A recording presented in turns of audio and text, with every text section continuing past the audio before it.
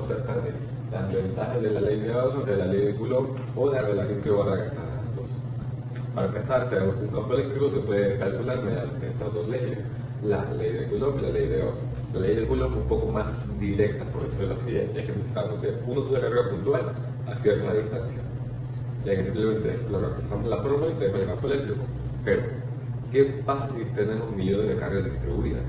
Aquí es donde la ley de Coulomb se hace un poquito tedioso, por decirlo así, ya que tendríamos que estar haciendo la suma de cada carga y solamente estaremos generando sumas interminables. Aquí entra la ley de Gauss.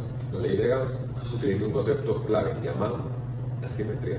La simetría lo que hace es que genera una superficie gaussiana. Las superficies gaussianas son como fronteras invisibles que nos permiten generar o crear campos eléctricos. Voy a poner dos ejemplos sencillos, por ejemplo. El primero es que una esfera cargada no hace necesario que calculemos el campo eléctrico de cada puntito de la superficie.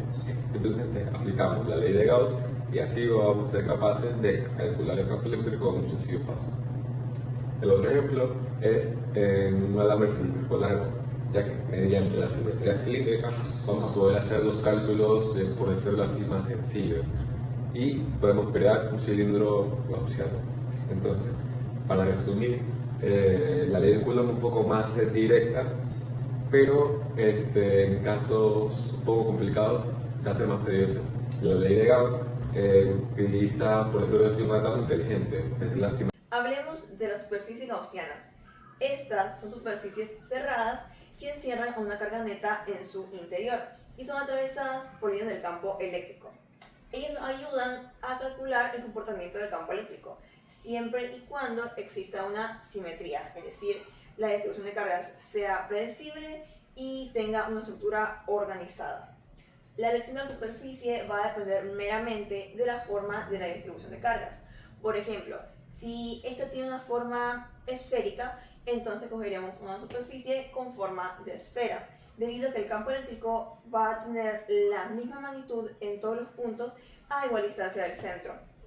O si tenemos una distribución de cargas con forma plana o cilíndrica, escogeremos una superficie con forma de cilindro, debido a que, primero, el campo eléctrico va a ser uniforme en todos los puntos del plano y segundo, si es una distribución de carga con forma cilíndrica, escogeremos una cilíndrica porque el campo eléctrico va a ser el mismo en todos los puntos equidistantes del eje.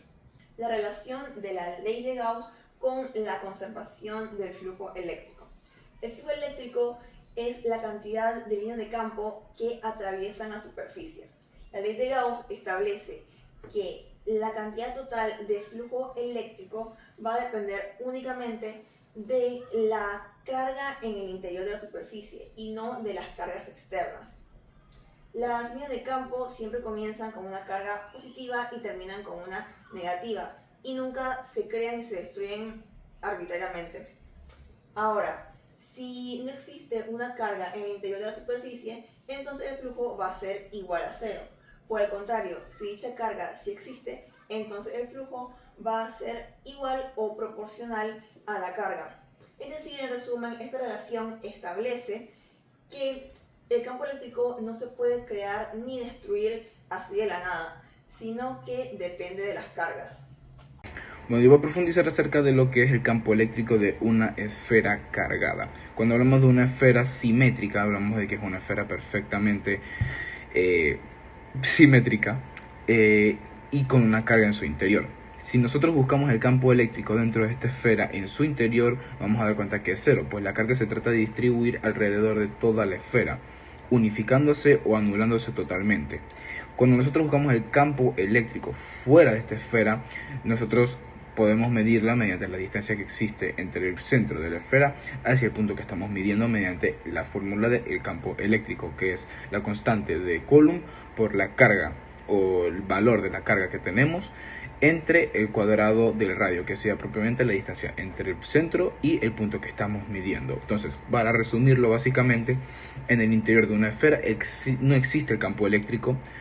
Fuera de esta esfera tendremos un campo eléctrico dado por la distancia que existe entre el centro de la esfera hasta el punto que estamos midiendo.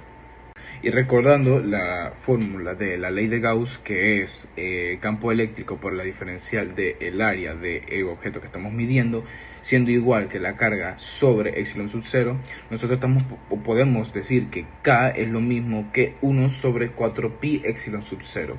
Por eso cuando nosotros tratamos de medir el campo eléctrico podemos sustituirlo con la constante de Coulomb dentro de la fórmula, dejándonos simplemente con la fórmula de campo eléctrico que conocemos habitualmente, que es la constante de Coulomb por la carga o el valor de la carga que estamos midiendo sobre el radio al cuadrado, o propiamente podríamos dejarlo simplemente como la carga que estamos midiendo entre 4pi epsilon sub 0 por el radio al cuadrado. Referente a las aplicaciones del campo eléctrico en la tecnología, lo tenemos en diversos ámbitos. Por ejemplo, los capacitores son utilizados para almacenar energía de manera ordenada. Luego están los transistores en la microelectrónica, los cuales son utilizados para manipular energía de campo eléctrico, la cual es la base en la computación moderna y en los chips. También están en las fotocopiadoras, impresoras y en la purificación electrostática, donde el campo eléctrico es utilizado para guiar a las partículas cargadas. Incluso el campo eléctrico está presente en la biología y en la medicina, donde son utilizados para la conducción de impulsos nerviosos y en tecnologías médicas, como lo es el electrocardiograma. ¡Opa! Yo les voy a hablar acerca del campo eléctrico en la naturaleza y también un poco del campo eléctrico en nuestro día a día. Para empezar, aunque no lo notemos, el campo eléctrico está presente en muchas formas o muchas versiones. La primera, por decirlo así, es las tormentas eléctricas. Las tormentas eléctricas, como ya sabemos, tienen una nube que se separa en superiores e inferiores. Las superiores están cargadas positivamente y las inferiores están cargadas negativamente. Cuando el campo eléctrico se hace tan fuerte entre la nube y la tierra, el aire ya no va a poder aislar, y aquí es donde ocurre la descarga que conocemos como rayo. También está presente en la tierra. ¿De qué manera? La tierra tiene, por decirlo así, un campo eléctrico muy cerca de su superficie, aproximadamente 100 voltios por metro. La tierra apunta hacia abajo, es decir, está cargada negativamente con respecto a la atmósfera. También podemos decir que hay algunos seres vivos, como algunos peces, como las anguilas eléctricas, que son capaces de generar campos eléctricos para defenderse o para atacar, depende de la situación. En cambio, también están los tiburones. Los tiburones no son capaces de detectar cuando los campos eléctricos son muy bajitos. ¿Para qué?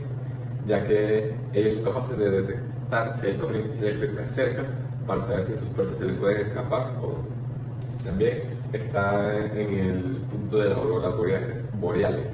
Las auroras boreales en sí, lo que hace es que el campo eléctrico interfiere directamente con ellas y lo que hace es acelerar las partículas que están cargadas, y es lo que produce la diversidad de colores que vemos en las auroras boreales.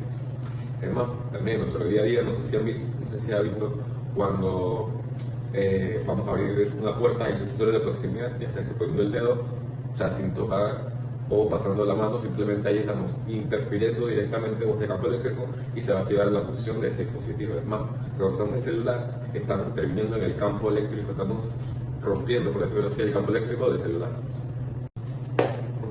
Y ahora, como conclusión, podemos decir que el campo eléctrico es una fuerza invisible que, aunque no podamos sentir o percibir, está presente en muchas formas, ya sea en la Tierra, las auroras boreales, la naturaleza, las tecnologías, los seres vivos.